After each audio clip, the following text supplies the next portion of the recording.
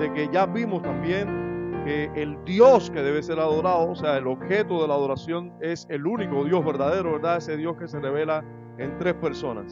Ahora, además de esto, vimos que al menos un elemento que debe estar incluido en la adoración a Dios. Un elemento. Es el pandero, las danzas con pandero, el elemento que estudiamos. Las obras de teatro fue el elemento que estudiamos que debe estar incluido en la adoración a Dios. ¿Cuál fue el elemento que estudiamos ya? A ver, Daniel. Está, pero no lo hemos estudiado. O sea, sí es uno de los elementos que debe estar, pero no lo hemos estudiado. Johan. La oración con acción de gracias, ¿verdad? Debe ser parte de nuestra adoración. Pero, ¿y qué dijimos de esa adoración? ¿Qué dijimos de esa adoración? De esa parte de la adoración o ese elemento de la adoración que debe estar incluido. Debe ser una oración con acción de gracias, pero ¿qué otros detalles vimos ya o comenzamos a estudiar ya? A ver, Bernabé. Sí, pero todavía ese no lo hemos estudiado. Esos son, a ver, déjame ayudarte ahí. Ese es un elemento de la adoración que no es habitual, sino circunstancial. Pero ese no lo hemos estudiado.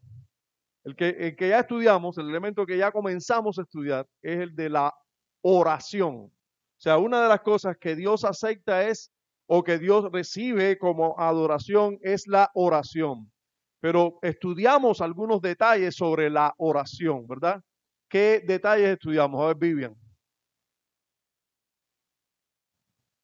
Que se debe orar, pero no por cualquier cosa, sino por aquellas cosas que son lícitas. Cuando estamos hablando de cosas lícitas, indudablemente se está refiriendo a aquellas cosas que la Biblia patentiza como algo lícito, orar, ¿verdad? Ajá, muy bien, por cosas lícitas. ¿Y qué dijimos en relación a esas cosas lícitas? A ver, Sergio. Ah, sí, una de las cosas ilícitas precisamente es la oración por personas muertas, ¿verdad?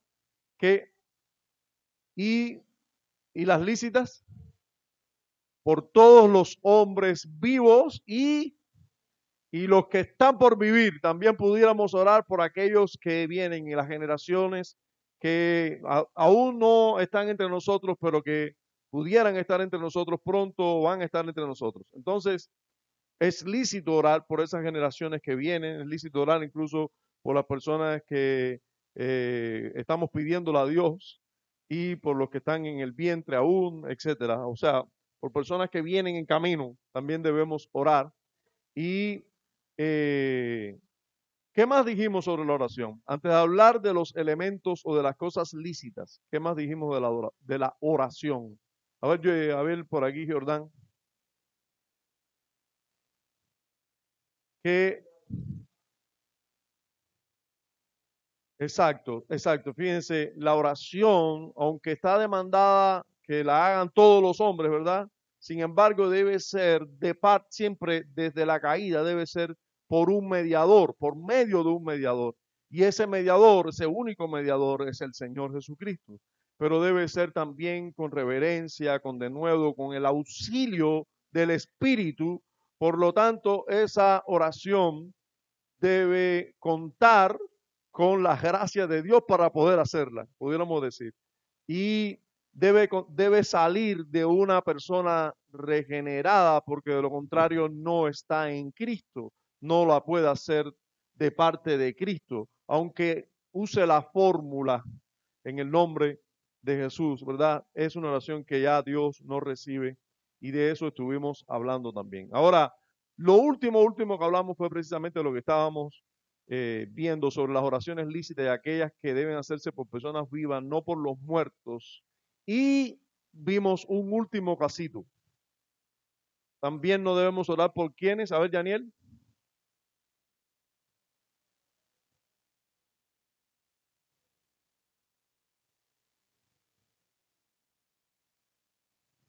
Ajá, sí. Esa es una duda que teníamos. Pero les recuerdo que lo que respondimos a ese caso es que uno, quien oró por muertos fue el propio Señor Jesucristo, que, que al final pudiéramos decir que los apóstoles oraron y luego levantaron a los muertos. Cristo no oró por los muertos, Cristo levantó a los muertos. En este caso, sí, y que siempre estas personas eran los que eran resucitados, eran creyentes que habían sido, que fueron resucitados, y que esto debemos decirlo, siempre fueron evidencias, uno, de la deidad de Cristo, dos, del apostolado, o que estas personas eran embajadores o enviados del Señor Jesucristo, en el caso de los apóstoles. Fuera de eso, no se ha visto más oraciones por los muertos. La iglesia nunca se ha dedicado a orar por los muertos. Nunca la iglesia ha hecho eso.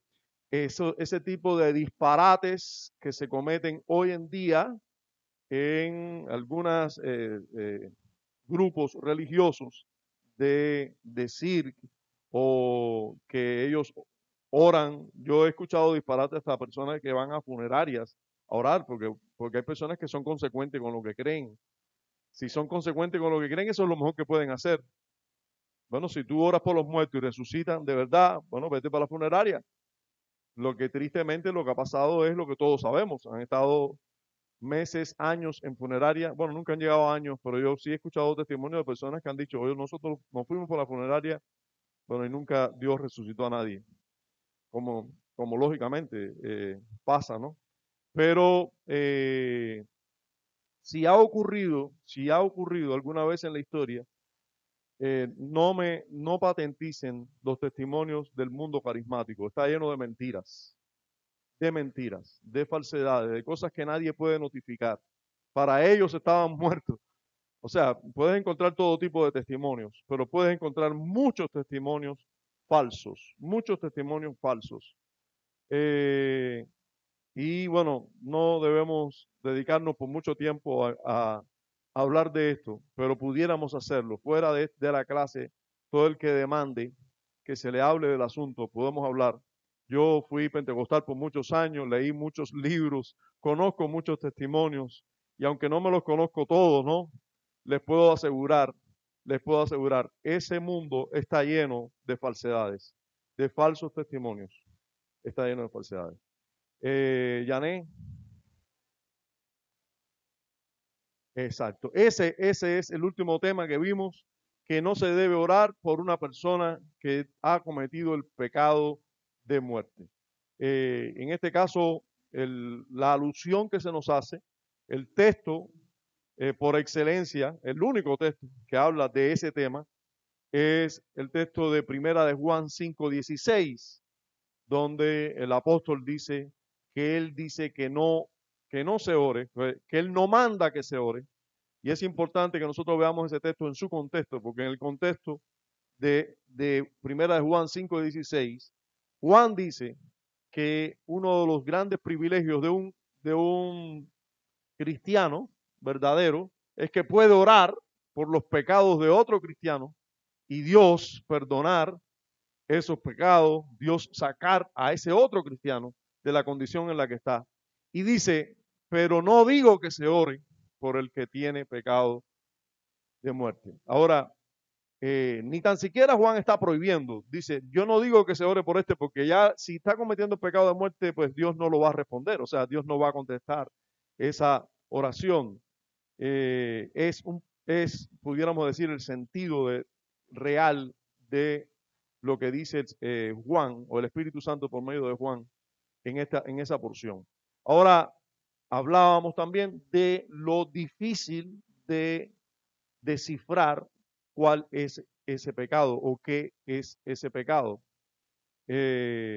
Aunque no sea imposible, o sea, sí hay muchas tesis y yo le sugiero, si usted quiere saber más del asunto, bueno, hay una clase de hace un año, no, 3 años, que está en YouTube ya, que está en audio también en el grupo de Telegram, que usted la puede escuchar. Esta misma clase, hace 3 años y algo, Está ahí y ahí sí hablamos de todo lo que pudiera ser el pecado de muerte. Yo creo que no vamos a ganar mucho en saber. Solo mencionamos algunos casitos, mencionamos el caso. Pudiera ser, una de las interpretaciones es del pecado que se cometió, como por ejemplo en 1 Corintios, cuando en la cena del Señor, algunos toman la cena del Señor indignamente y Dios los mata como una disciplina. Otro pecado podría ser el de Nadab y Abiú, muertos también por el Señor, aunque curioso que Dios le dijo a Aarón, que es el padre de Nadab y Abiú, que ni llorara por ellos. Otro caso, vimos el caso de Elí, que fue también juzgado por el Señor, por su pecado, y ya había sido esto profetizado. Tus hijos van a morir y la gloria de Israel va a ser traspuesta y tú vas a ver esto en tus días por no haber disciplinado a tus hijos, etcétera. Así hay varios casos. El mismo caso de Usa, que tocó el arca y no se dice que Usa haya sido una persona malvada. No. Sin embargo, Dios lo mató.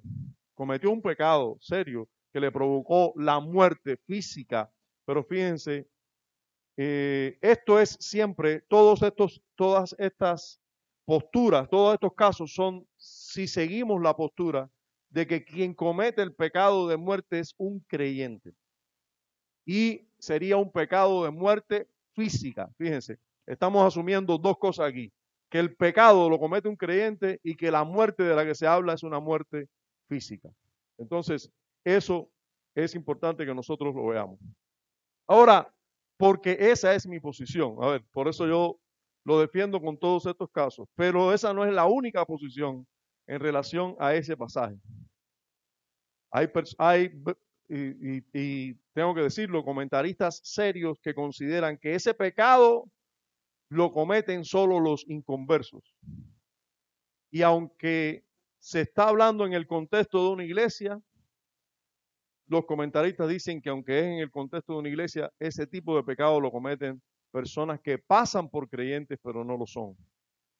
E incluso hablan de la blasfemia contra el Espíritu Santo como ese pecado. O sea, esa es otra posición. Yo hasta el día de hoy, y hace 3 años y medio tenía esa posición, hoy sigo en la misma posición. Creo que se está tratando de estos casos que ya hablamos, de creyentes que pueden cometer pecado, pero pecados que llevan una disciplina del Señor que los conduce a la muerte física y que aunque tú ores por esos creyentes, van a morir. O sea, eso ya está determinado. Esa es hasta hoy mi posición. A lo mejor es la más, quizás no sea la más inteligente. No estoy solo en esa posición, gracias a Dios. O sea, hay otros también conmigo, otros hombres de Dios del pasado están conmigo en esa posición. Y bueno, yo pienso que no hay muchas implicaciones graves en tener una posición u otra. Por eso le digo, no vale la pena seguir eh, o sea, divagando sobre el tema. A veces sí nos preocupa porque es lo curioso, lo que hay que investigar y lo que no estamos seguros, pero hermanos, tranquilos, hay cosas más importantes que eso. Como diría un hombre del pasado, los pasajes más importantes de la Biblia, más difíciles, más complicados de la Biblia, no son los difíciles de entender, son los fáciles de entender, pero difíciles de obedecer. Difíciles de obedecer. Así que vamos para esos, que son fáciles de entender, muy clarito ahí, pero lo complicado está en obedecerlo. Entonces vamos a ver el resto de los elementos habituales. Fíjense que hemos visto solo un elemento de la adoración. Dios demanda que en la adoración a Él haya oración. O sea, adoramos a Dios cuando oramos. Cuando oramos, eso es adoración a Dios. La oración con acción de gracias en el nombre de Jesús, con el auxilio del Espíritu Santo, ¿verdad? Con denuedo, conforme a su voluntad, por cosas lícitas, ¿verdad? Esa oración es un elemento de la adoración. Ahora vamos a ver a otros elementos. Para adorar a Dios solo basta orar. Por cierto, es muy importante que nosotros veamos esto y tengamos ahora mismo una mente enseñable y abierta a la enseñanza de las Escrituras, porque a veces nosotros le llamamos adoración a solamente el momento en que estamos cantando. ¿Eh? ¿Sí o no? Sí, hay muchas personas que dicen, ahora vamos para el momento de la adoración. Y ese es el momento de cantar. Hermanos, es un disparate. Yo recuerdo haber estado, a ver, es una imprecisión bíblica. No vamos a tirarle tan fuerte. Yo recuerdo haber tenido aquí a un excelente hermano dirigiendo la adoración cantada, y él decía, cuando yo estoy preparando la adoración, no, tú no estás preparando la adoración, tú estás preparando la adoración cantada. La adoración nos debemos preparar todos para la adoración, todos, porque no es el que dirige la adoración cantada el único que está adorando cantando, son todos, estamos adorando cantando, pero además ese no es el único elemento de la adoración. Ese es uno de los elementos de la adoración que vamos a estudiar hoy, pero no es el único elemento de la adoración. Así que desde que estamos orando correctamente, estamos adorando a Dios. Estamos adorando a Dios. Entonces, vamos a ver qué otros elementos deben estar incluidos. Dios recibe como adoración a Él. ¿Qué otras cosas Dios recibe como adoración a Él? Eso es lo que vamos a ver hoy. Y vamos a ver, porque el párrafo 5 del capítulo 22 de la Confesión de Londres nos habla de esos otros elementos. Y mírenlo aquí, ya los que no tienen confesión escrita ahí delante, aquí tienen el párrafo 5. Dice el párrafo 5, la lectura de las Escrituras. Fíjense, otro elemento, la lectura de las Escrituras. La predicación, en este caso de las Escrituras, ¿verdad? La predicación de las Escrituras. ¿Y qué dice aquí? Oír la palabra de Dios. Quiere decir, ¿adora solamente el que está predicando? No, el que está oyendo también. Quiere decir que el que está predicando debe escuchar para adorar lo que él está predicando, pero también todos los que están oyendo están adorando también. Oír la palabra de Dios, la enseñanza, o sea, enseñar las Escrituras, no solo leerlas. Gracias, hermano. La enseñanza y amonestación de unos a otros. Ahora miren cómo dice, con salmos, himnos y cánticos espirituales, cantar con acción de gracias en nuestro corazón al Señor, ¿verdad? Entonces, ¿qué tenemos aquí? Dice, la enseñanza, en este caso, enseñanza de las Escrituras, pero enseñanza y amonestación de unos a otros con salmos, himnos y cánticos espirituales. ¿Qué cosa es eso? Adoración cantada, porque es cantar, pero cantar cualquier cosa, no, cantar Biblia. Fíjense que esto de las Escrituras es salmos, himnos y cánticos espirituales, o sea, cánticos que el Espíritu Santo ha inspirado, cantos de las Escrituras. Cantar con acción de gracia en nuestro corazón al Señor, estas cosas, eso es un elemento de la adoración. Y luego dice, así como, va a añadir otras, la administración de qué cosa? Del bautismo y la cena del Señor, son todos partes de la adoración religiosa a Dios que deben realizarse en obediencia a Él, pero deben realizarse ¿cómo? Con entendimiento. Fíjense lo importante que es que usted entienda la predicación, entienda la enseñanza de las Escrituras, entienda la lectura de las Escrituras, entienda la adoración cantada, los himnos. Cuando nosotros cantamos un himno y no entendemos lo que dice el himno, pues quedamos sin entendimiento, no adoramos, no adoramos. Por eso es importante que usted entienda los himnos. Y yo no voy a echarle toda la culpa a los que dirigen la adoración cantada. Los que dirigen la adoración cantada deberían hacer lo posible porque los himnos sean entendidos. La letra se debe entender. Pero, hermanos, esa es la responsabilidad de lo que dije en la adoración cantada. ¿Y la suya? ¿Cuántas veces usted va a cantar un himno sin entendimiento y va a pasar toda la semana y usted no revisó los himnos? Por eso yo le decía, yo les he, yo les he sugerido una y otra vez a la iglesia, sobre todo a la iglesia, pero bueno, a todas las visitas también. Yo les sugiero que una manera de adorar a Dios es adorar familiarmente. Dios demanda que él sea adorado todos los días, personalmente, en privado, ¿verdad?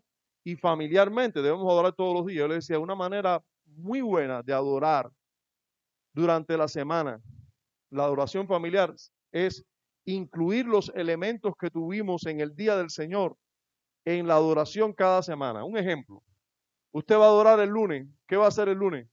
Repase la clase que dimos en la confesión, la clase de la confesión. Repase la clase. Repase lo que estudiamos en el estudio de la confesión del domingo, el lunes. El martes, ¿qué va a hacer? El martes puede o bien seguir con la clase si no terminó, o bien comenzar con lo que vimos en el culto. Y entonces usted comienza, como por ejemplo, con la adoración cantada. Cante los himnos que se cantaron, o todos los días puede incluir uno de los himnos. Cuando termine la adoración familiar, vamos a terminar con un himno y una oración. Que la adoración familiar no tiene que ser ni 45 minutos, ni una hora, ni 2 horas. 15 minutos de adoración familiar. Bueno, no quiere decir que sea 15 minutos. Si usted quiere estar 2 horas, 2 horas, gloria a Dios. Pero lo que digo es que no tiene que ser. No tiene que ser. A veces nosotros no tenemos la adoración familiar porque no tenemos tiempo. No tenemos tiempo. 5 minutos antes de acostarnos. 5 minutos antes de acostarnos. Vamos a cantar un himno, orar y acostarnos. Pero los himnos, si no lo entendemos, mira, vamos a repasar la letra del himno. ¿Por qué? ¿Qué es lo que dice este himno? Vamos a leer el himno, deletrear el himno y luego cantarlo. Eso sería un día excelente de adoración familiar. Entendemos los himnos así. Y así podemos cantar con entendimiento. Porque si adoramos cantando sin entendimiento, no estamos adorando. No estamos adorando. Entonces, con entendimiento, fe, reverencia y temor piadoso. Hermano, por eso, aunque usted esté usando los elementos correctos, si usted no está en Cristo, ni va a tener entendimiento, ni fe, ni reverencia, ni temor piadoso. Usted puede estar aquí en medio de una iglesia donde los elementos de la adoración se respeten y se lleven a cabo correctamente, pero usted no va a poder participar de la adoración realmente, aunque usted esté presente, porque usted no tiene fe. Por eso solo pueden adorar a Dios los que están en Cristo Jesús. Con fe, con reverencia, todas estas cosas. Dice, además, ahora aquí se va a hablar de los elementos que pueden estar en algún momento en la adoración, que son elementos circunstanciales, en los cuales tú debes incurrir, tú pudieras adorar a Dios cada cierto tiempo.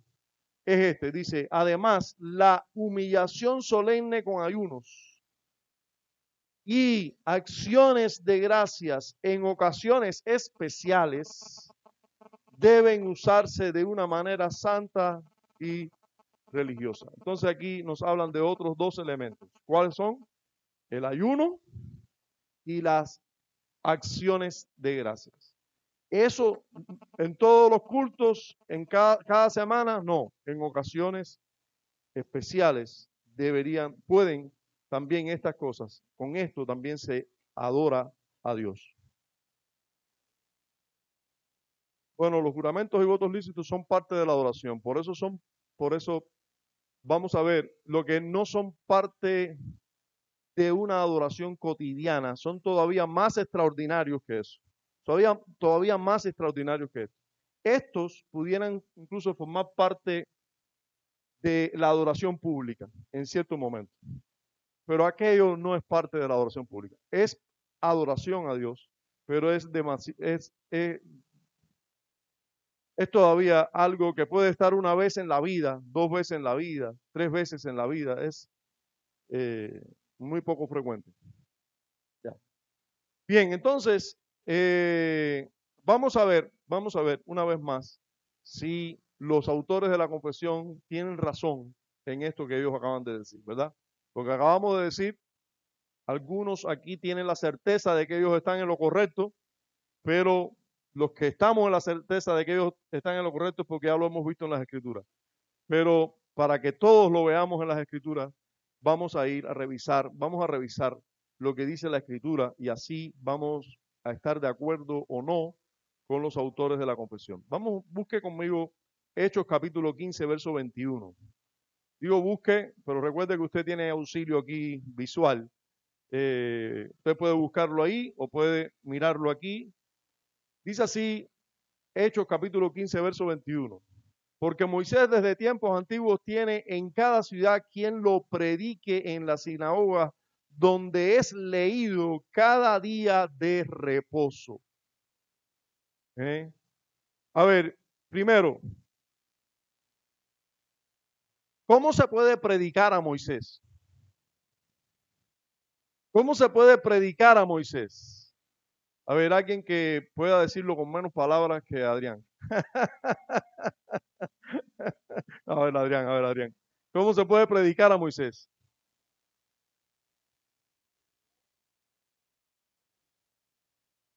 Exacto. Moisés es el autor de los primeros 5 libros de la Biblia. Cuando aquí se habla de leer o predicar a Moisés, se está hablando de leer o predicar los primeros 5 libros de la Biblia. ¿Qué si tú te sabes los primeros 5 libros de la Biblia? ¿Cuáles son? Exacto. Lucas también se lo sabía, dice. Estaba avanzando la mano por ahí. Cuando se lee, cuando en las sinagogas se adoraba a Dios, hermano, recuerde esto, antes del nuevo pacto, antes de Cristo, quienes adoraban a Dios correctamente eran los judíos. Por supuesto, los judíos piadosos, los verdaderos creyentes. Los otros estaban en el lugar correcto de la adoración, pero solo adoraban los verdaderos, los que estaban en Cristo, ¿verdad? Aunque Cristo no había venido, ya estaban en la simiente, ya creían, ya esperaban el Mesías. Esos eran los que adoraban correctamente. Yo pregunto, ¿alguien duda que Simeón y Ana eran personas, eran verdaderos creyentes que adoraban a Dios correctamente? ¿Alguien duda de eso? ¿Verdad que nadie lo duda? ¿Dónde adoraban estas personas, Simeón y Ana? ¿Dónde crecieron adorando? En una sinagoga, leyendo y escuchando la predicación de Moisés. Ahora, Moisés se refiere a esos 5 primeros libros. Entonces, esos primeros 5 libros leídos y predicados eran adoración correcta a Dios. Entonces, miren cómo dice la escritura, porque Moisés desde tiempos antiguos tiene en cada ciudad quien lo predique en las sinagogas donde es leído cada día de reposo. Así que los libros de Moisés eran leídos y eran predicados en aquellos lugares donde se adoraba correctamente, en el antiguo pacto, en la sinagoga. Ahora, correspondiendo con esta misma verdad en el nuevo pacto, ¿qué pasaría? Ya sabemos que en el antiguo pacto, leer a Moisés y que se predicara de esos textos era una verdadera adoración. Sin embargo, en el nuevo pacto sería verdadera adoración. Miren qué dice, qué le escribe Pablo a Timoteo. Ahora es importante que nosotros entendamos esto. ¿Quién está escribiendo? El apóstol Pablo, ¿verdad? ¿Quién es el apóstol Pablo? Un enviado del Señor Jesucristo, un verdadero embajador de las palabras de Cristo. Y le escribe a Timoteo, un hombre que estaba siendo en este momento pastor en una iglesia. Estaba siendo el hombre que dirige la adoración en una iglesia, la verdadera adoración a Dios en una iglesia. Y miren lo que Pablo le dice a Timoteo, lo que Pablo le dice a Timoteo que debe hacer en la iglesia mientras o está él ahí, mientras él está haciendo la función de pastor, ¿qué tiene que hacer en la iglesia? Fíjense lo que le ordena. 1 Timoteo capítulo 4, versículo 13. Entre tanto que voy, ocúpate, ¿en qué cosa? La lectura, la exhortación y la enseñanza. Hermano, lectura de las escrituras, por supuesto. La exhortación por medio de las escrituras, por supuesto. Y la enseñanza de las escrituras. Entonces, ¿qué debía hacer Timoteo en la iglesia? Leer, exhortar y enseñar. Entre tanto que yo voy, que soy un apóstol de Jesucristo, tú que estás ahí ocupándote de la adoración pública, dedícate a leer, exhortar y enseñar. Ahora, usted pudiera decir, no, pero leer puede hacerlo él solo. Sí, pero y exhortar y animar y enseñar, tiene que hacerlo con personas obligatoriamente. Y él está dando instrucciones, Pablo le está dando instrucciones de lo que él tiene que hacer en la iglesia. Fíjense que si usted se da cuenta, estamos en el contexto de Pablo diciéndole a Timoteo que toda la escritura es inspirada, no allí, sino lo que debe ocurrir en la iglesia. La iglesia no es la casa de Dios, es columna y baluarte de la verdad, ¿verdad? No es Dios no es la casa de Dios, la casa de Dios. Es la casa de Dios, columna y baluarte de la verdad. No es la casa de Timoteo. Timoteo no puede hacer lo que él quiere ahí. Es la casa de Dios. Y como es la casa de Dios, tú tienes que hacer en la casa de Dios lo que Dios demanda, no lo que tú quieras. Y Pablo le da instrucciones precisas a Timoteo. Mientras yo voy, ¿tú qué tienes que hacer? Ocúpate en esto. Lee la palabra, enseña la palabra, exhorta por medio de la palabra. En otras palabras, predica la palabra. Esto es parte de lo que debe ocurrir en una iglesia. Esa iglesia que es columna y baluarte de la verdad. Esa iglesia que tiene que poner bien en alto y sostener la verdad, tiene que dedicarse a leer la verdad, a ser exhortada por la verdad y que se le predique la verdad, que se le enseñe la verdad. Eso es lo que debe hacer, debe ocurrir en una iglesia. Así que, hermano, cuando usted vea que en las iglesias, por 2000 años, se reúne la iglesia para leer la Biblia, predicar la Biblia y enseñar la Biblia, es porque lo que el cristianismo ha entendido todos estos años es que aquí hay órdenes precisas para hacer algo en la iglesia. No debemos hacer lo que nosotros queramos. Usted se da cuenta de el peligro, hermanos, el peligro en el que se encuentra hoy mismo la iglesia evangélica, porque se dedica mucho tiempo a que si se para la jovencita o el jovencito o la hermanita tal, con una meditación que sacó de internet, que tiene de todo menos de Biblia. Luego viene la de la poesía.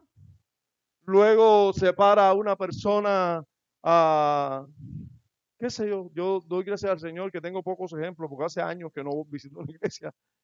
Pero, miren hermanos, y usted se da cuenta, y la palabra, el tiempo de enseñar la palabra o de predicar la palabra cada vez es más cortico.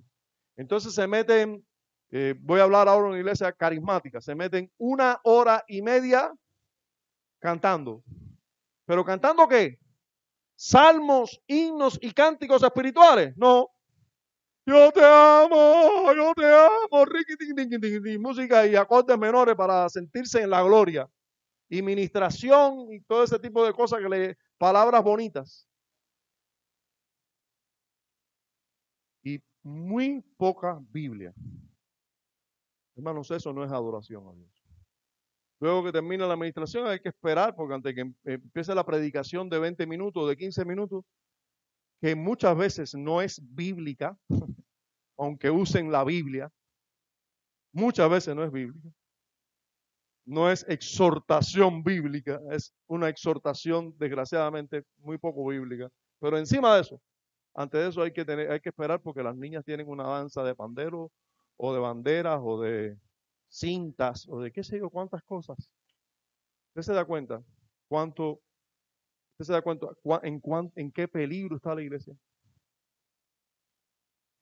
Usted se da cuenta cuánto fuego extraño la iglesia está levantando a Dios. Nosotros debemos tener realmente una carga, una preocupación y debemos tener constante oración por lo que está pasando hoy en lo que se llaman iglesias.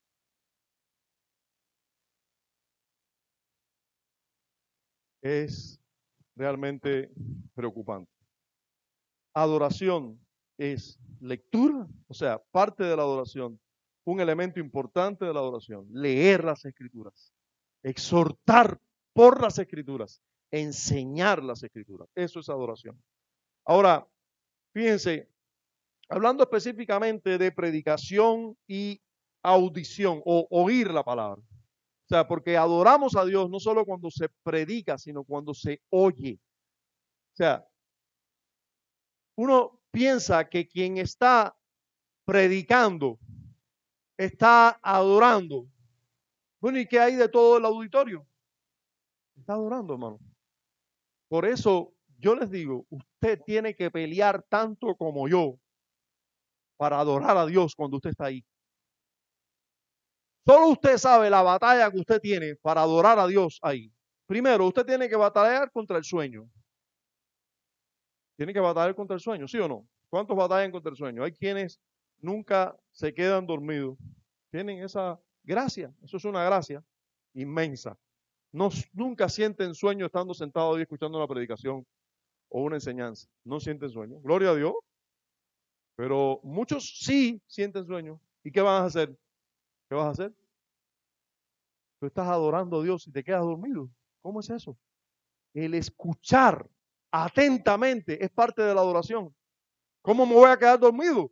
Si dejo de escuchar atentamente y me quedo dormido, estoy ofendiendo, no estoy adorando a Dios como Él debe ser adorado. Así que usted debe batallar ahí fuerte para adorar a Dios como usted debe, como Él merece ser adorado. Usted tiene que batallar ahí. Pero ahora no vamos a hablar ni del sueño, ni de la batalla, sino los pensamientos. Yo pregunto, ¿cuántos pensamientos están pasando por tu mente mientras usted está escuchando la predicación o la enseñanza? ¿Cuántas cosas están pasando por aquí? ¿Cuántas veces te vas de aquí? El pastor no sabe nada, tú estás despiertico, la persona que está al lado tuyo piensa que tú estás despiertico y atendiendo. Tú estás fijo mirando para el pastor, tú estás supuestamente adorando a Dios, pero Dios sabe que tú no estás adorándolo, que tú estás pensando en cualquier cosa menos en lo que tienes que pensar. Esa es otra batalla que usted tiene que tener. Pero además, vamos a suponer que usted está escuchando la palabra de Dios. Usted está escuchando la palabra de Dios. Usted no se está quedando dormido. Usted está atendiendo aquí, no tiene la mente en ningún lado, pero usted está aquí escuchando la palabra de Dios y aplicándosela a Juanita, a Esperancita, a Victorita y a Juancito y Pedrito. Pero nunca te la aplicas a ti.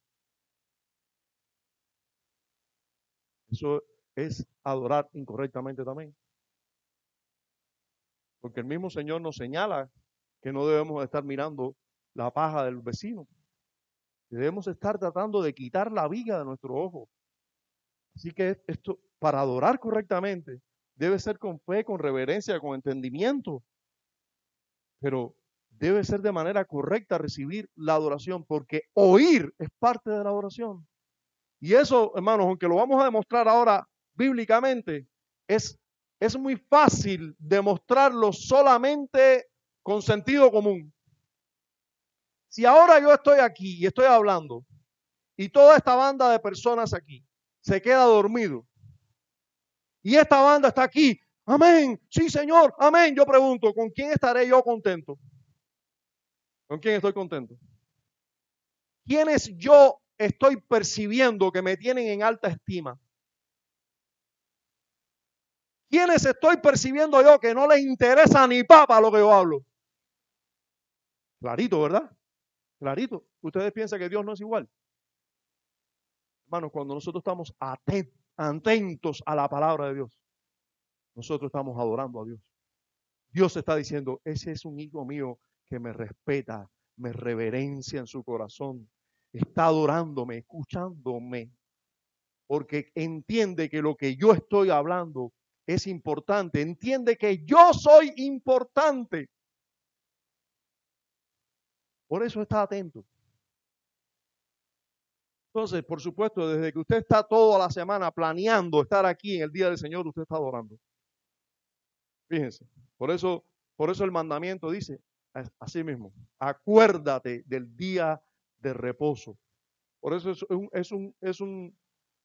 un mandamiento que cumplimos o desobedecemos todos los días. Todos los días. Si nosotros no nos estamos acordando de ese día, por muchas razones, pero una de las razones del acuérdate es porque te tienes que planificar para que ese día sea un día libre para la adoración a Dios. Preparado, prepárate en todo sentido para ese día. Vamos a ver en las Escrituras, que esto que acabamos de decir es cierto. El escuchar, tanto el predicar como el escuchar es parte de la adoración a Dios. Nuevamente vamos a ir a Pablo escribiéndole a Timoteo. ¿Verdad? ¿Por qué? Es muy importante esta carta para entender qué debe ocurrir en la adoración en una iglesia, porque es una carta de un apóstol a un pastor de una iglesia, para orientarlo en qué debe hacer en la iglesia. Y es la iglesia la que adora por excelencia al Dios del nuevo pacto. El pueblo del nuevo pacto es la iglesia. Así que nada mejor para buscar información de qué debe ocurrir en el contexto de una iglesia, que por cierto, una iglesia es una asamblea. Así que siempre que se habla de iglesia, se habla de la reunión de la iglesia, la asamblea. La iglesia, aunque sigue viva cuando cada uno está en su casa, realmente es iglesia cuando está reunida. Y esas son las mayores orientaciones que vemos de Pablo a Timoteo, son en el contexto de la iglesia reunida. Y es ahí donde en segunda a Timoteo, en su segunda carta, en el capítulo 4, verso 2, le dice, continuado de lo que tiene que hacer, que prediques, ¿qué cosa?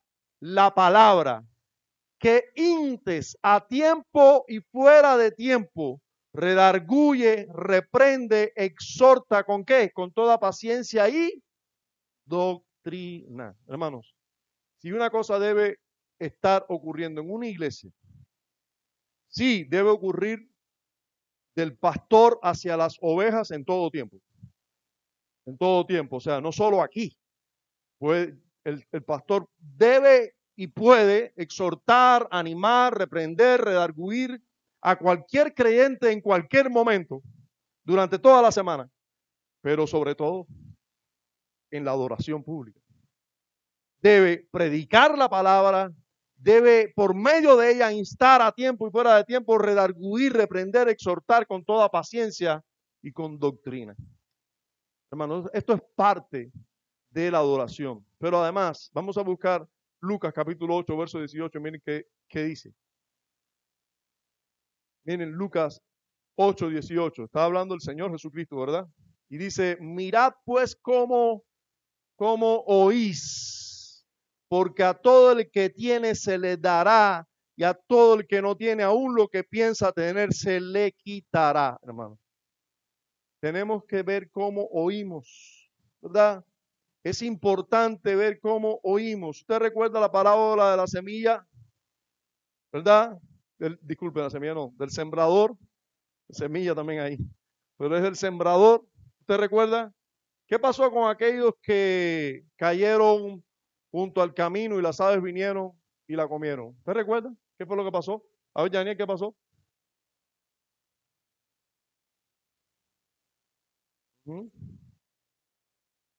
Y cuando se explica la parábola, ¿qué se dice de esos? Sí, pero ¿recuerdan la explicación? Estos recibieron la palabra, pero no entendieron, dice, no entendieron, o sea, hermanos, no escucharon atentamente, no le prestaron atención, no les preocupó el significado de lo que escucharon. quedaron sin entendimiento y enseguida eso se va de la mente. No hay provecho, no hay provecho. Pero fíjense que cuando usted entiende, cuando usted le presta atención y entiende, hermanos, hasta los no regenerados les es de provecho, aunque sea por un tiempo.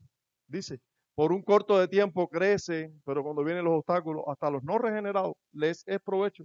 Reciben la palabra con gozo, porque recibieron la palabra. Fíjense lo importante de oír atentamente.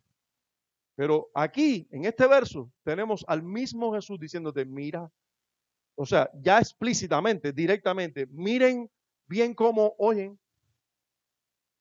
Porque si tú oyes bien, se te va a dar más. Pero si no oyes bien, aún lo que tienes se te va a quitar. Presta atención, oye atentamente.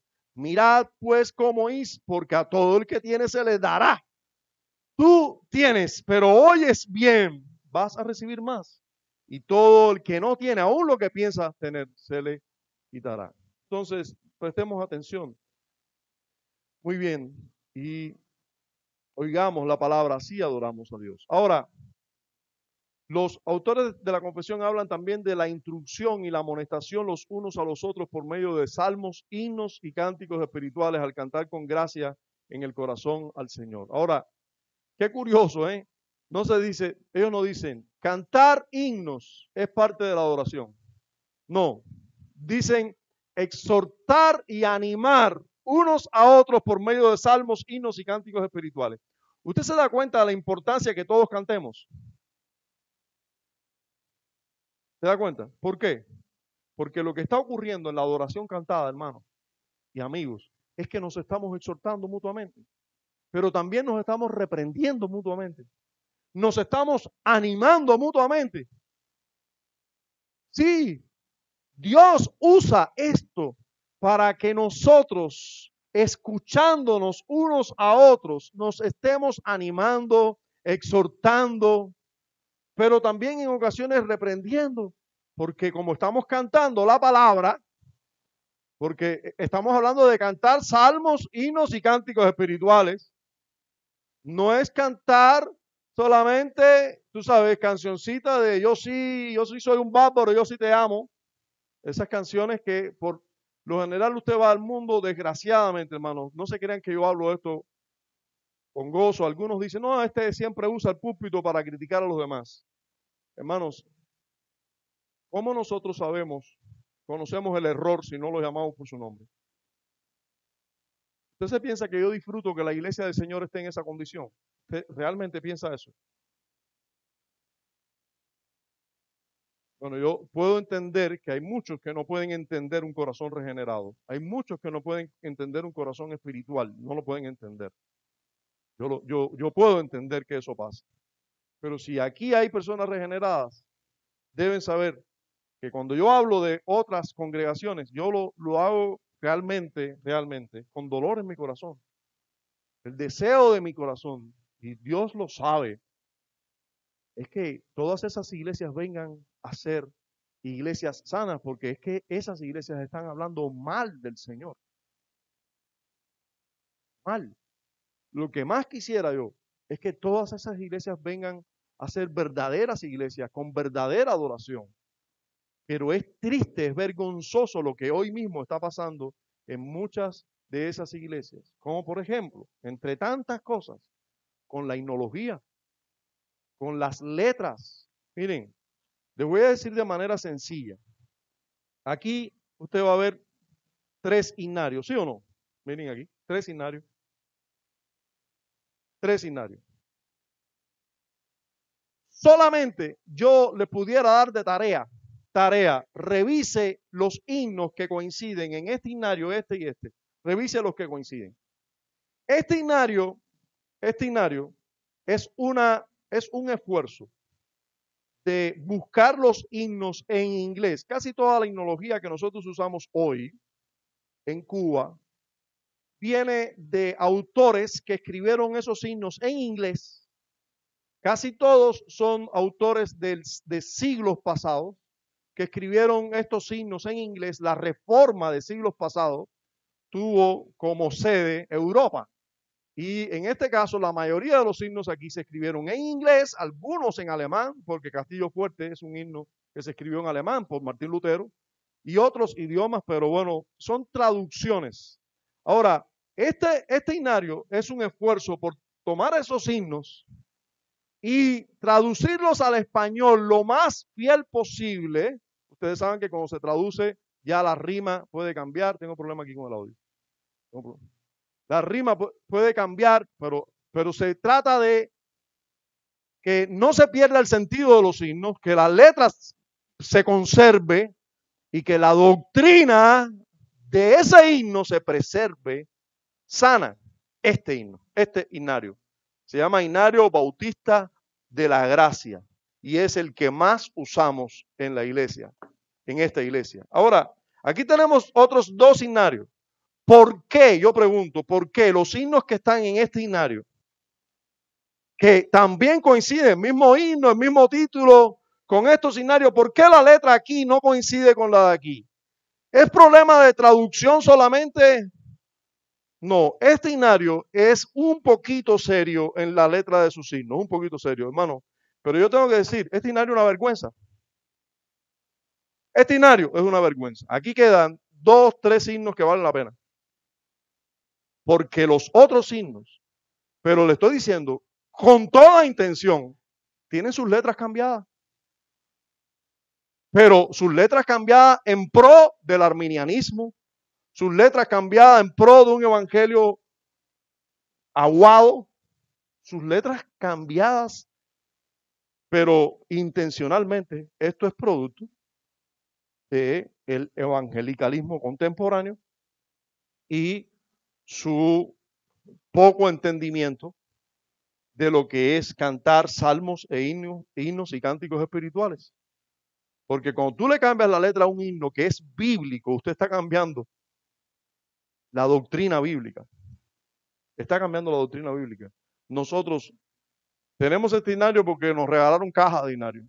Y habían 2 o 3 himnos, hay 2 o 3 himnos aquí que se usan, pero entienda, este himnario tiene muy pocos himnos que valen la pena. De hecho, hay himnos que están aquí que nosotros cantamos, pero la cantamos con la letra que está aquí.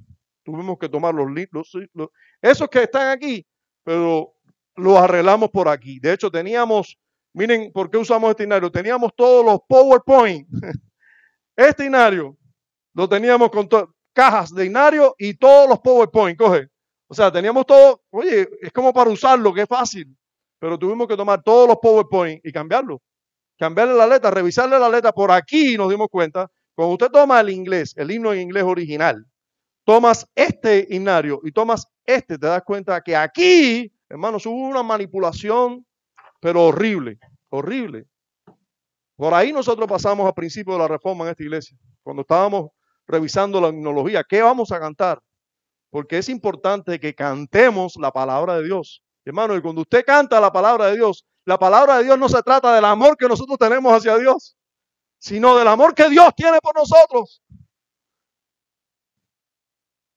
Y básicamente esa es la diferencia en casi toda la himnología en una iglesia contemporánea a una adoración correcta bíblica. Yo te busco con todo mi, con adoración, ¿no? Con todo mi corazón, ¿no? Con fuego en mi corazón. Hermano, eso es bíblico. Si tú me dices a mí, en 4 estrofas, Dios te busca, Dios te ama, Dios te llama, Dios eso, y en la 5ª estrofa tú me dices, y yo te busco por eso, bueno, ya está bien. Eso es verdad, porque la Biblia es así. Dios, Dios, Dios, y después encuentras a los hombres, esos que Dios buscó ya, buscando a Dios. Bueno, está bien, pero cuando tú vas de entrada así, yo te busco, y después repite y dice, oh, yo mi vida por ti, mi vida yo por ti. Todo es eso, y eso es mentira. Y lo más bonito es que los que lo cantan con tantas melodías que intencionalmente quieren mover las emociones, que tú te sientes que eres así. Tú sales de un culto y le preguntas, ¿tú eres cristiano? Claro, claro, aleluya, yo soy cristiano, aleluya. Me está cantando, yo te busco, yo sí me doy mi vida por ti. Tú le preguntas a Gonzalo un culto, ¿tú eres cristiano? Sé el cristiano más grande del mundo. Hasta que llega a su casa, se acabó los acordes menores y los problemas, hermanos, no aparecen con acordes menores. Es en seco, con una melodía esa que se parece más a Castillo Fuerte que otra cosa. ¿Usted quiere saber si una iglesia es reformada o no? Cuando está cantando Castillo Fuerte. Si cantan Castillo Fuerte, esa iglesia está reformada. Yo recuerdo, nosotros pasamos aquí por Castillo Fuerte. La gente hacía, oye, qué melodía más rara esa. Pero qué letra. Uno viene, tú sabes, ¿no? Aquí, a nosotros mismos aquí, tenemos un buen grupo de hermanos que indudablemente cuando cantamos himnos contemporáneos, esos himnos contemporáneos que tienen todavía una melodía de esta, tú sabes, like, tienen letras excelentes, los podemos cantar, o sea, no se asuste, los podemos cantar, pero indudablemente la melodía nos ayuda a cantarlos, nos gusta por eso, por esas melodías tan lindas. Pero hermanos, ese no era el deseo de los himnos en el contexto de la reforma. Lo que preocupaba era la letra de los himnos, que fuera bíblica y la música que acompañara correctamente a esa letra y sobre todo que fuera música solemne. Solemne, ¿por qué? Porque al que estamos adorando es un Dios santo. Nosotros no estamos adorando al chiquillo de la calle. Estamos adorando al Dios de los cielos, al santo, santo, santo. Entonces usted no puede pretender, aunque usted piense que no, cuando usted está adorando algo de una manera, si alguien no ve lo que tú estás adorando, pero tú lo estás adorando de cierta manera, tú dices, yo me imagino eso que tú estás adorando. ¿No me entendió? Yo se lo voy a poner así más clarito. Yo digo que estoy adorando a un ser divino y me rompo la ropa y me quedo en taparrabo y empiezo a brincar y me rayo mi piel con cuchillas, empiezo a sangrar, empiezo Cuando usted me ve adorando, usted no sabe lo que estoy adorando porque es invisible, pero usted va a decir, yo me imagino lo que tú estás adorando, por tu adoración, me imagino lo que tú estás adorando. Pero si yo estoy adorando algo que no se ve tampoco, y vengo con cuello y corbata, y con seriedad, me arrodillo y oro en secreto. Levanto una oración en voz ni muy alta ni muy baja, pero respetuosa y inteligente, una oración inteligente, una oración a un Dios ordenado. Pero encima de eso luego canto, Santo, Santo, Santo, Señor omnipotente, siempre labio mío, flores te dará. Hermanos, cuando alguien vea a una persona adorando así, no ve a quién está adorando, pero dice ese que está adorando él es un ser reverente, es un ser respetable, es un ser serio, es un ser inteligente. La adoración, el cómo adoramos, habla de a quién adoramos. Y ahora se lo voy a aterrizar. Usted llega hoy, desgraciadamente, a una iglesia contemporánea y usted se encuentra a los chiquillos haciendo no sé cuántas danzas y brincos, y uno cayéndose para atrás. Y uno dice, yo no sé a quién están adorando, pero es raro. Es raro. Al ser que están adorando ahí, es un ser raro. Porque si se goza con todo eso y encima de eso puedes ver a un hombre diciendo que es el pastor por encima de los bancos, brincando, diciendo, dice el Señor, y tocando a las personas. Y usted dice, eso está raro. Sí, la adoración habla de el ser que adoramos. Habla del ser que adoramos. Entonces, es importante que entendamos que cuando nosotros cantamos, lo que realmente hacemos es exhortarnos mutuamente con la palabra de Dios. Nuestros himnos deben estar, hermanos, deben ser enseñanzas bíblicas resumidas en un himno. Doctrinas cantadas. El carácter de Dios de toda la escritura resumido en ciertos himnos. El evangelio que se enseña en todas las escrituras en un himno. O cantamos porciones de las escrituras con música, porciones bíblicas con música. Eso debe ser la adoración a Dios. Por eso dice que debemos adorar con salmos, himnos y cánticos espirituales. Esos son todas esas palabras definen la Biblia. Salmos son partes de la Biblia. Himnos son porciones de la Biblia cantadas y cánticos espirituales, verdades bíblicas cantadas. Vamos a ver, porque eso exactamente los autores de la confesión muchas veces no se enredan mucho.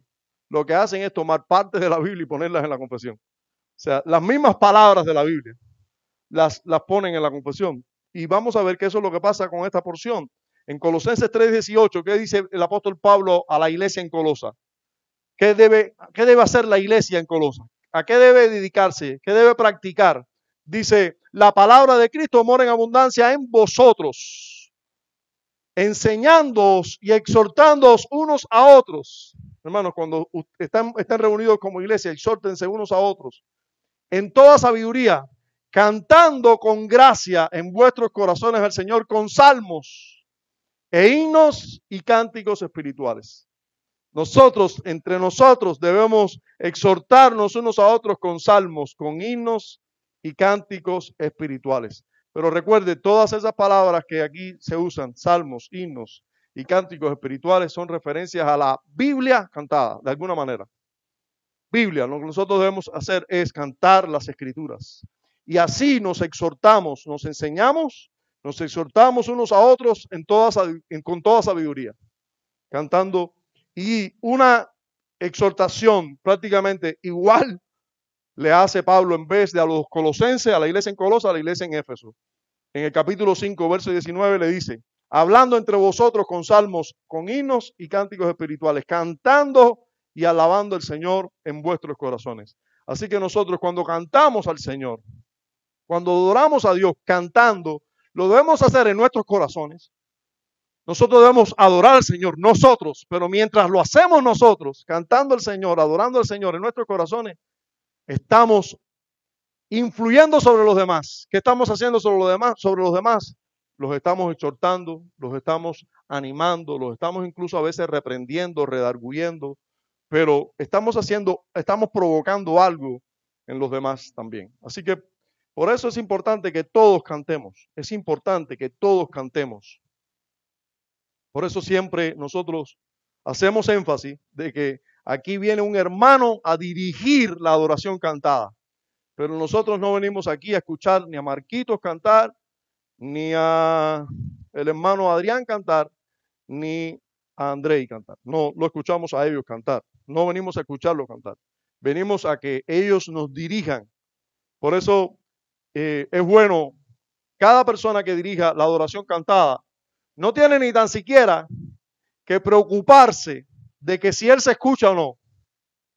A veces es necesario que se escuche para que todos seamos guiados, para que no haya desorden en la adoración cantada, porque todo debe hacerse decentemente y con orden, ¿verdad? No salga uno en re sostenido. ¿Re tiene sostenido? Bueno, en re, y no me necesito hablar ni sostenido ni bemoles para no complicarnos. Uno salga en re y otro salga en fa. No, que todos salgamos en la tonalidad correcta. Una vez que sigamos así, que la iglesia está cantando, casi que el que dirige no se tiene ni que escuchar. Él debe cantar también, porque también él debe cantar en el corazón y él debe también exhortar a otros. O sea, que cante, sí, que lo escuchemos cantar, pero no es lo más importante que él se escuche. Todos debemos escucharlo. No es 19. Ah, este es 16. No puedes arreglarlo ahora ahí. Ya. Sí, porque si no se va a repetir, el error se va a repetir si no lo cambio ahora mismo. Yo al menos aquí voy a intentar cambiarlo.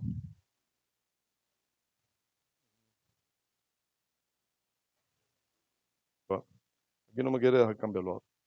Bien, vamos a ver también los otros elementos. Entonces ya vimos la exhortación, la predicación, el oír la palabra, enseñar la palabra, leer la palabra y cantar la palabra deben ser elementos de la adoración, ¿verdad?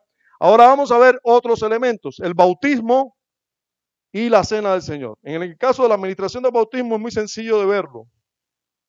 Lo vemos en esa gran comisión que Cristo hizo a la iglesia, ¿verdad? En Mateo 28, versos 19 y 20 dice, por tanto, ir y hacer discípulos a todas las naciones, bautizándolos en el nombre del Padre, del Hijo y del Espíritu Santo, enseñándoles que guarden todas las cosas que os he mandado, y aquí yo estoy con vosotros todos los días hasta el fin del mundo. Amén. Ahora, en relación al bautismo, cuando nosotros bautizamos a alguien, ¿estamos obedeciendo a Dios, sí o no? Siempre y cuando sea así, predicándole y bautizándolos, ¿verdad? Bueno, ahora, el bautismo no necesariamente debe ser parte de la adoración pública o del culto, vaya, público. No necesariamente. ¿Por qué? No necesariamente. Bueno, porque vemos la práctica del bautismo después, que no siempre fue en el contexto de hecho, casi todos los ejemplos bíblicos son fuera del contexto de la adoración pública. Es un acto de adoración a Dios porque es en obediencia a Dios, pero sin embargo no se hizo, por lo menos bíblicamente. No vemos un caso en que se haya hecho en el contexto de un culto público. O sea, nosotros podemos tener un culto público y en el culto comenzar con el bautismo, como por ejemplo de aquí. No hay problema ninguno porque estamos obedeciendo a Dios y lo podemos hacer en el contexto del culto, pero no necesariamente tiene que ser en el culto. Ya es lo que estoy diciendo. No tiene que ser en el culto. Puede ser, un día podemos nosotros un día ir a un río y bautizar ese día en el río a las personas bueno, que indudablemente testifican que son verdaderos creyentes y lo vamos a recibir a la membresía, a la iglesia del Señor por medio del bautismo. ¿Estamos adorando a Dios en el bautismo? Sí. Estamos obedeciendo al Señor, su mandato, pero no necesariamente tienen que ser parte de la adoración pública. Y la administración de la cena del Señor, a su debido tiempo vamos a hablar más de eso, porque hay un capítulo de la confesión que es sobre la cena del Señor. Y también hay uno sobre la cena y el bautismo como ordenanza, pero hay uno que se dedica específicamente al bautismo y otro se dedica específicamente a la cena del Señor y vamos a hablar un poquito más. Pero la administración de la cena del Señor sí debe ser en el contexto de la adoración pública, porque siempre la cena del Señor se tomó en la iglesia, en el contexto de la asamblea de la iglesia. Y la iglesia se congrega, hermanos, para adorar. Siempre la cena. O sea, la cena del Señor, para que usted entienda, no es para administrar en un hospital. No es para administrar en su casa. Porque usted se va a morir y quiere tomar la cena antes de morir. No creo que alguien está pecando si lo hace, si se la lleva, si se le lleva la cena porque una persona está en cama, va a morir. No creo que es pecado hacerlo, pero la cena del Señor se practica ordinariamente en el contexto de la iglesia reunida adorando a Dios. Siempre fue así. Pues tú puedes buscar todos los ejemplos del Nuevo Testamento donde se toma la cena, donde vamos a ver que es así. Entonces, ya, 1 Corintios 11:26 nos dice claramente así, pues, todas las veces que comiereis este pan y bebiereis esta copa, la muerte del Señor anunciáis hasta que Él venga. Y eso es parte de lo que nosotros tenemos que hacer. Y miren cómo dice la palabra, todas las veces que comiereis. Quiere decir que es parte, debe ser una práctica cotidiana la cena del Señor. La cena del Señor no es un elemento de la adoración esporádica, como desgraciadamente también ocurre en muchas iglesias evangélicas contemporáneas, hermano, desgraciadamente. Usted ve que ahí se toma, en muchas iglesias evangélicas contemporáneas se toma la cena del Señor solamente una vez al año, a veces 2 veces al año, por mucho. A veces se pasa más tiempo sin tomar la cena. Y se hace todo de manera a veces muy, de hecho se toman fechas de estas inventadas, tomadas del catolicismo romano, como Semana Santa y toda esa historia, para tomar la cena. Bueno, ahora sí hay elementos ocasionales. Fíjense que la cena no está. Sí hay elementos ocasionales de la adoración religiosa. Como ellos lo hacen todo al revés, hacen los ayunos toda la semana y la cena muy esporádicamente. Entonces, sí hay elementos ocasionales como el ayuno. Disculpen mi risa, porque realmente es risible. Cuando uno ve todo los disparates, a veces es risible, ¿no? Pero realmente lo que deberíamos es llorar. Entonces, elementos ocasionales de la adoración religiosa, bueno, la humillación solemne con ayuno, la humillación solemne con ayunos es parte de la adoración, pero fíjense, es una parte poco frecuente o, en este caso, ocasional de la adoración. Los ayunos, hermanos, no son para tenerlo toda la semana. Puede ser que haya un tiempo determinado en tu vida, puede ser que haya un tiempo determinado para la iglesia en que tengamos que ayunar prácticamente, o sea, con mucha frecuencia. Puede ser que haya un tiempo de mucha aflicción, de mucha necesidad del Señor, de mucha dependencia de Él, de mucho, o sea, que con un énfasis muy grande tendríamos que dedicarnos a ayunar. Puede ser, pudiera ser. Pero el ayuno, usted ve en las Escrituras, yo no estoy mirando al mundo contemporáneo, a la iglesia contemporánea que está equivocada en todo, pero está en lo correcto en el ayuno. Ah, mira. Yo no estoy mirando a esa práctica. Yo estoy mirando a la Biblia. ¿Cuándo se ayunó en las Escrituras? ¿Cuándo se ayunó? Bueno, vamos a revisar algunos casos, como por ejemplo, Esther capítulo 4, verso 16. Esther. Esther, ¿usted recuerda el dilema en el tiempo de Esther? ¿Usted se recuerda el dilema de verdad? ¿Qué iba a ocurrir? Iban a matar a todos los judíos, o sea, iban a hacer una masacre con todo el pueblo de Dios, iban a matarlos, a eliminarlo de la faz de la tierra, a todo el que se llamara creyente en Dios, lo iban a matar. ¿Le parece la situación como para ayuno, sí o no? Hermanos, eso fue lo que provocó que las personas, de que Dios nos está dando un ejemplo aquí. Hay situaciones que demanda que el pueblo de Dios se torne a Dios y deje de hacer todo lo que normalmente tiene que hacer. ¿Qué es lo que normalmente se debe hacer? 6 días trabajarás. Ahora, esos 6 días de trabajo hay adoración privada, hay adoración, debe haber adoración privada y familiar. Todo lo que hagamos tenemos que hacerlo para el Señor. Así tú estés recogiendo basura, Señor, gloria a Dios, estoy limpiando esta ciudad, bendito sea tu nombre. Yo vivo para ti, Señor. Qué bueno, aquellas personas piensan que yo soy un barrendero, pero yo estoy glorificándote a ti y estoy quitando aquí todo el desorden. Tú eres un Dios de orden. Qué bueno que tú me pones a hacer esto, Señor. Concédeme gozarme con este trabajo. Entonces, todo lo que hacemos debemos hacerlo para el Señor. ¿Ya? Pero trabajar, trabajar. Para el Señor, trabajar. Ahora, hay un día de adoración pública. Eso es para Dios, consagrado para Dios ese día, todo el día. Ahora, hay tiempos en que yo no puedo ir a trabajar, a recoger basura. Tengo que ayunar. ¿Por qué? Porque el tiempo está como muy clarito. Hay que buscar al Señor con todas las fuerzas por X razón. No sé cuál es la razón, pero una razón es peligro, un peligro eminente para el pueblo de Dios, de ser destruido, de la fe ser totalmente devastadas en el mundo. ¿Cómo hacemos? Bueno, en ese tiempo, fíjense, aquí se ve la orden. Ve y reúna a todos los judíos que se hallan en Susa y ayunad por mí y no comáis ni bebéis en 3 días, noche y día. Yo también con mis doncellas ayunaré igualmente y entonces entraré a ver al rey, aunque no sea conforme a la ley y si perezco, que perezca. Hermano, estaba la vida en juego. Había que ayunar. Había que ayunar. Yo sé que un pastor pentecostal dice, no, todo se resuelve con ayuno y oración.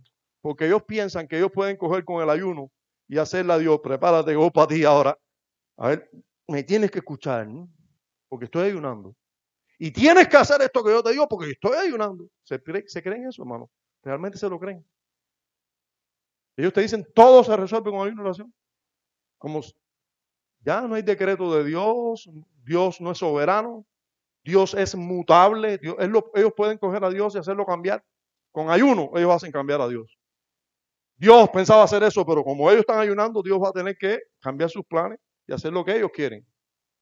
Hermanos, eso no es así. Eso es un error bíblico más que tienen. Y eso es consecuencia. Ellos creen que todo se resuelve con ayuno y oración porque es la consecuencia de lo que ellos creen.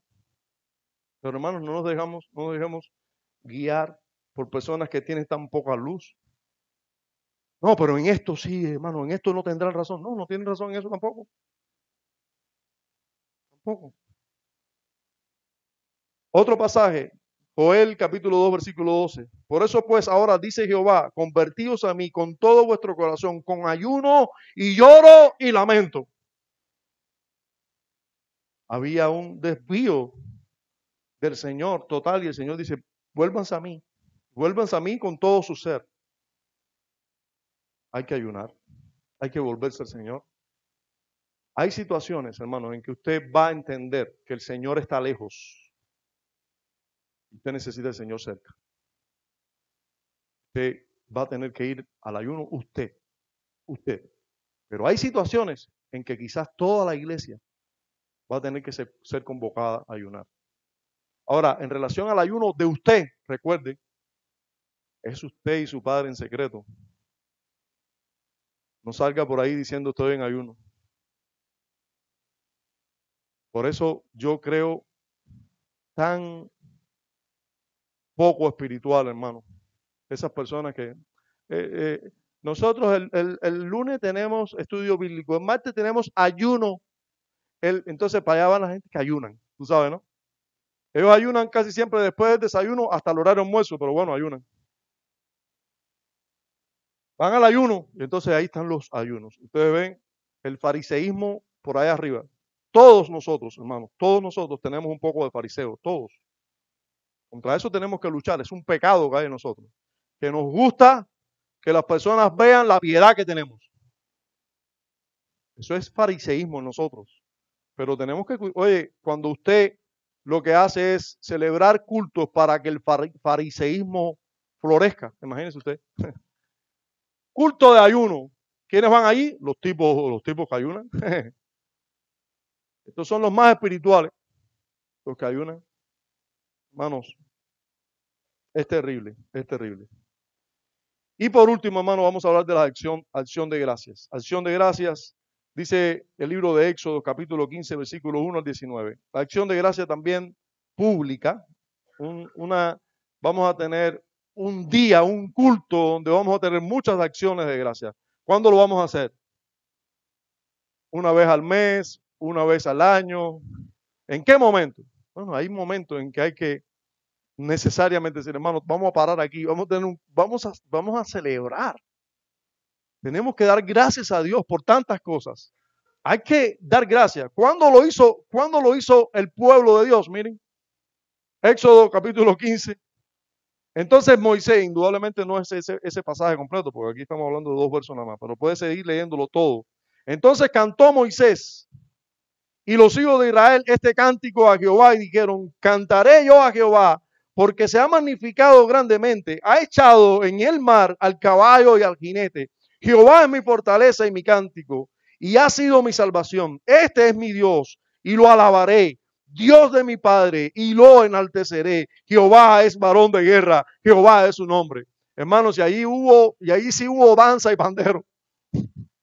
Ahí María empezó a adorar a Dios con pandero porque era una nación, no era una iglesia.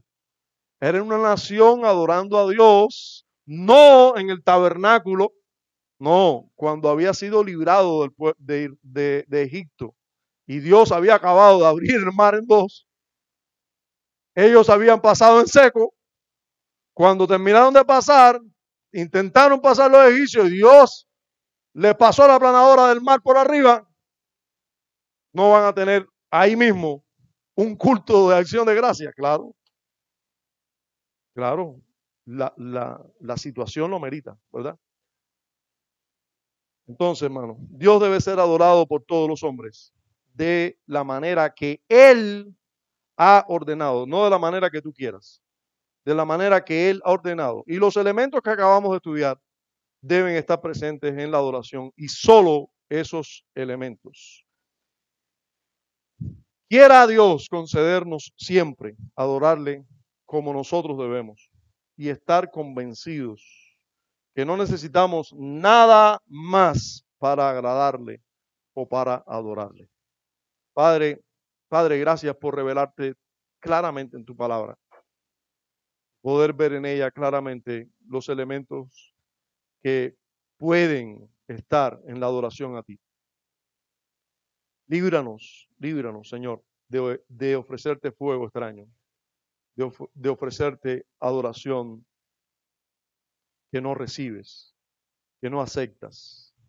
Concédenos, Señor, adorarte debidamente. En Cristo te lo pedimos. Amén. Bien, después de 1 hora y 25 minutos enseñando, no creo que haya muchas preguntas, ¿no? ¿Hay una pregunta? Bueno, miren, vamos a ver de todas maneras alguna pregunta, vamos a contestar alguna pregunta, porque de todas maneras hay que darle un poquito de tiempo, ¿no? No, pero ya Osniel me levantó la mano ya. Ya viste, ustedes provocaron que Osniel se levantara. De todas maneras, los hermanos tienen que estar preparando la merienda, le damos chance a que ellos preparen la merienda. Hoy sí le toca al grupo de Adrián y de Aniubi. Ah, no, ya. No, pues nada. A ver, Osniel, ¿cuál es su duda?